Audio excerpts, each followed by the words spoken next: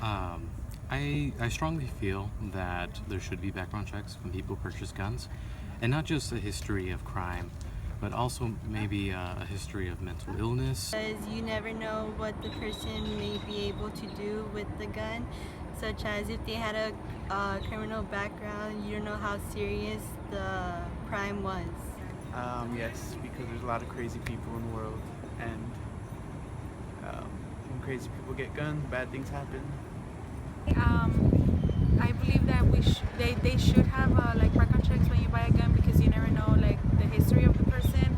You don't know like if I don't know like they're a serial killer or like you never know like the cost way they're gonna buy it, and I think they should like people should know like the right way they're gonna use it. Yes, there should be background checks when purchasing a gun, because many people who purchase guns have criminal records or are seriously mentally ill, so such people probably shouldn't be allowed to purchase a gun.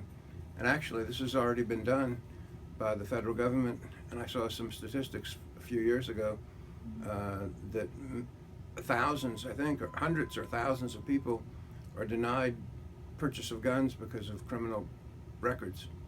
That's a tough one because I'm a gun owner.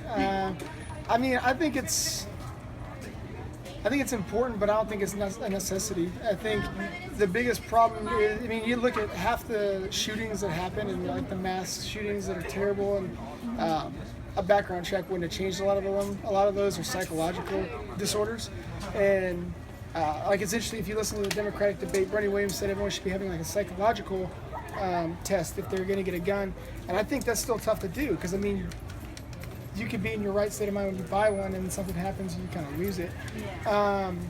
So I mean, I wouldn't necessarily be opposed. It's not going to prevent me from getting a gun. There's nothing in my past that's going to prevent me from that happening. But I do believe that like you can have a convict that changes his mind, and he should, if he wants to like still hunt or something like that, or if he's wrongly accused, but it's still on his record, and all of a sudden he can't buy a gun or something like that, and he wants to go hunt with his family or something like that.